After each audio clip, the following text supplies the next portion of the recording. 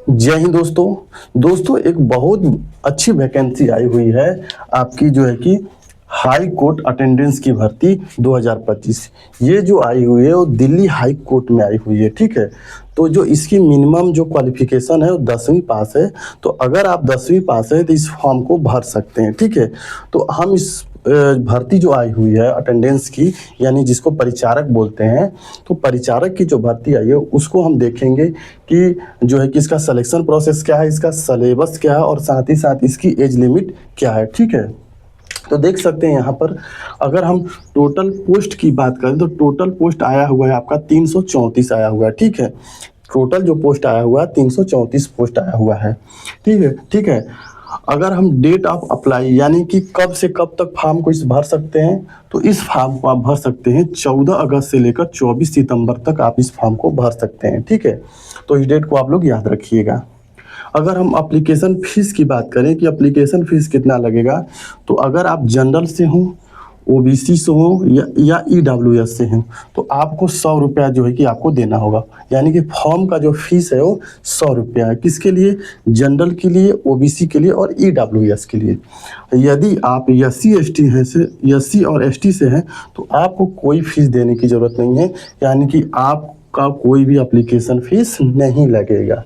ठीक है, सबसे इम्पोर्टेंट बात कि इसकी एज लिमिट क्या है, यानी कि कितने से कितने वर्ष के लोग इस फॉर्म को भर सकते हैं।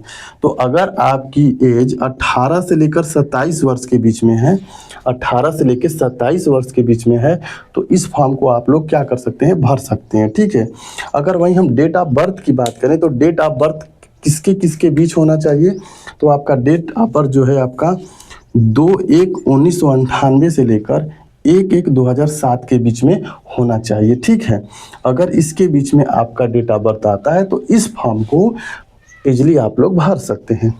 अगर हम एज में छूट की बात करें तो अगर आप ओबीसी से हैं तो 3 साल का छूट दिया जाएगा और अगर आप एससी एसटी से हैं तो 5 साल का छूट दिया जाएगा। ठीक है, हाँ, एक चीज़ और ध्यान दीजिएगा कि अगर 3 साल का छूट दिया जाता है तो ओबीसी में 1998 में से अगर 3 हम घटा लेंगे तो 1995, यानी 1995 एज के जितने भी ओबीसी कैंडिडेट है इस फॉर्म को भर सकते हैं।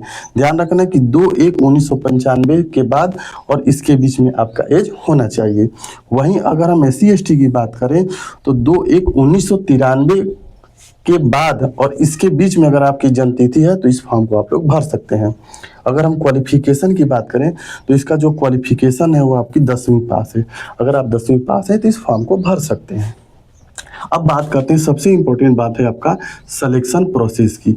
सिलेक्शन प्रोसेस कैसे होगा, तो सबसे पहले आपका होगा रिटन टेस्ट। क्या होगा? आपका रिटन टेस्ट होगा, यानी आपका परीक्षा होगा, एग्ज़ाम होगा। और ये क्या होगा, ये आपका सीबीटी होगा, यानी कंप्यूटर बेस्ड टेस्ट होगा, यानी कि कंप्यूटर पर इस एग्ज़ाम को लिया जाएगा। उसके बाद जैसे ही रिटन आप क्वालिफाई कर लेते हैं उसके बाद आपका इंटरव्यू होगा, यानी इंटरव्यू के लिए आपको बुलाया जाएगा। और फाइनल यानी लास्ट में आपका डीवी होगा, यानी कि आपका डॉक्यूमेंट वेरिफिकेशन होगा, यानी कि आपका कागज पत्र सब चेक किया जाएगा। तो सबसे पहले रिटन टेस्ट, उसके बाद इंटरव्यू, फिर उसके बाद आपका डीवी हो जाएगा। अगर हम पोस्ट की बात करें कि इसमें कितने तरह के पोस्ट हैं, तो भैया पहला है कोर्ट अटेंडेंट का है, दूसरा कोर्ट अटेंडेंट यस का है, कोर्ट अटेंडेंस एल का है और रूम अटेंडेंट एच और सिक्योरिटी अटेंडेंट का है। तो दोस्तों पोस्ट पर उतना फोकस नहीं करना है, क्योंकि ये जो नौकरी है ये सरकारी नौकरी है, तो पोस्ट उतना मैटर इस समय फिलहाल हमें जॉब की ज़रूरत है तो इसकी कोई ज़रूरत अभी उतनी नहीं है, वरना आप देख लीजिएगा इसको। और जो लास्ट पॉइंट बचता है आपका सिलेबस वाला, कि इसका सिलेबस क्या है, यानी कि हमें एग्ज़ाम तो देना है, तो क्या किस किस चीज़ का एग्ज़ाम देना है और कितने क्वेश्चन होंगे। तो इसमें टोटल जो क्वेश्चन होंगे आपके 100 क्वेश्चन होंगे, यानी कि 100 क्वेश्चन होंगे।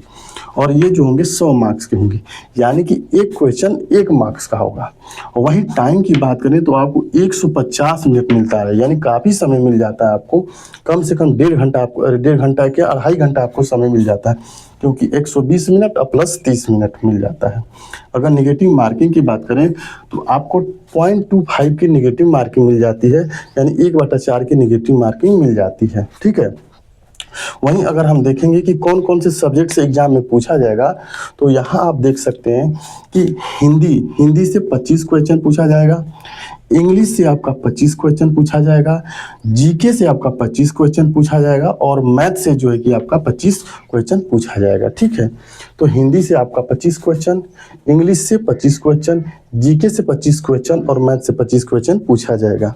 अगर हम इंटरव्यू की बात करें तो इंटरव्यू जो है कि आपका 15 जो है कि क्वेश्चन 15 नंबर का होगा। इंटरव्यू क्या होगा? 15 नंबर का होगा। अगर सैलरी की बात करें तो सैलरी आपका लेवल 2 की सैलरी रहने वाली है। ठीक है, अब देखिए सबसे इम्पोर्टेंट बात है कि इंटरव्यू में पूछा क्या जाएगा। तो देखिए ये जो रिक्रूटमेंट है आपका हाई कोर्ट की रिक्रूटमेंट है। क्या है? हाई कोर्ट की ये रिक्रूटमेंट है। तो सबसे पहले हाई कोर्ट के बारे में आपको जानकारी होनी चाहिए कि सबसे पहले कौन सा हाई कोर्ट का गठन हुआ। पहले हाई कोर्ट यानी दिल्ली हाई कोर्ट के पहले जज कौन थे, महिला जज कौन थे, पुरुष जज कौन थे, इससे रिलेटेड जितनी भी जानकारी है आपको याद रखना पड़ेगा, जो कि इंटरव्यू में पूछा जाएगा। ठीक है, अगर हम मेरिट लिस्ट की बात करें तो मेरिट लिस्ट टोटल जो है कि आपका 100 प्लस कितना 15, यानी कि जब फाइनल मेरिट बनेगी तो आपका 115 नंबर के अनुसार आपकी फाइनल मेरिट बनने वाली है। तो दोस्तों टोटल पोस्ट 334 है। ठीक है, और देख सकते हैं 14 से लेकर 24 सितंबर तक, 14 अगस्त से लेकर 24 सितंबर तक ये फॉर्म भरे जाएंगे। तो इस चीज़ को आप लोग समझ गए होंगे। आप लोग इसका स्क्रीनशॉट भी ले सकते हैं और जल्द से जल्द इस फॉर्म को भर दीजिए। बहुत ही अच्छा वैकेंसी है। जय हिंद, जय भारत।